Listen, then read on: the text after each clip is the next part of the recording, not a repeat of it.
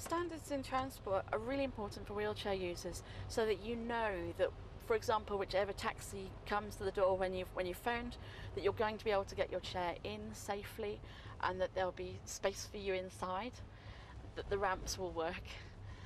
And it's important, for example, if I'm on the underground and I'm looking for the lift, I know that I'm going to be able to get my chair in safely again. I know, for example, things like ramps will be at a steepness that I can push myself up without needing any help if I'm travelling on my own. And again, with buses, to know that there'll be a space big enough for my chair, that there'll be buttons in the right places for me to be able to reach without having to get out of my chair to press the bell to stop the bus, and basically to make sure that my needs are taken care of and I don't need to think about whether one particular vehicle will be more suitable than another. I just know that they've already been designed to meet my needs. The reason that users made this request for something like PAS 900 as a wheelchair passport type scheme, it was probably fear during transport, a lack of confidence that all of the measures to protect their welfare were being actually taken. And maybe it was that fear which made them suggest that a passport scheme could be useful by providing the essential information required by the individual as well, to personalise it. This taxi that we're in has got 3 different features for people with different impairments or disabilities. There's a hearing loop, which obviously benefits communication with the driver for people who are deaf and use a hearing aid. There are these high contrast handles, which mean people with visual impairment can see easily where to grab. And there's a ramp for wheelchair users. And I know that the door is going to be wide enough that I can get my wheelchair in, and then there's space for my wheelchair when I'm on board. The PAS 900 document will unite all of the skills of those stakeholders involved in the provision of wheelchairs, the prescription of wheelchairs, the supply of wheelchairs, the manufacturers of wheelchairs and the transporters of wheelchairs.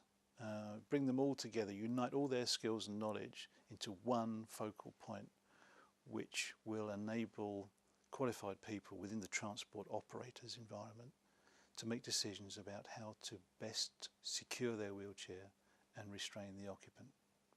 It's all about the provision of information at the point of transport, and also provides information about the needs of the actual user, the most important part of the whole thing, which is the person in the wheelchair. I think standards are useful for everybody, but they're useful for manufacturers to know exactly how they have to specify certain dimensions of their vehicles, perhaps the height to step up to get into the vehicle, that kind of thing. And then they're useful for people who provide services to disabled people, so that you know that the customer services people are trained in how to help you, or the kind of help you might need, and the kind of people that they're going to encounter. And then it's useful for me as a user to know that I'll be able to access transport wherever I go. We feel it's important to have standards right the way across the board. Internationally, we're all moving around a lot more these days. So when people come to different nations, different countries, different businesses, it's important for them to recognise easily what they see and what they do. So, you know, there's a lot of reasons for using graphical symbols, and a lot of reasons that these, in this day and age, need to be internationally recognised. Wherever we're developing symbols, for whatever purpose, we always try to make sure that everybody is included in that design, in the design principles and the way that symbols are created. What we're there for as developers of standards and for graphical symbols and signs is to give other people the tools to use in their workplace, in their environment, wherever it is. The standards are decided through a committee structure, so it's a collaborative exercise. In some cases we do it all ourselves, in other cases it'll be the industry will propose, or a national body like BSI will say, oh, we've got a good standard in this, we'd like this to be developed into an international standard.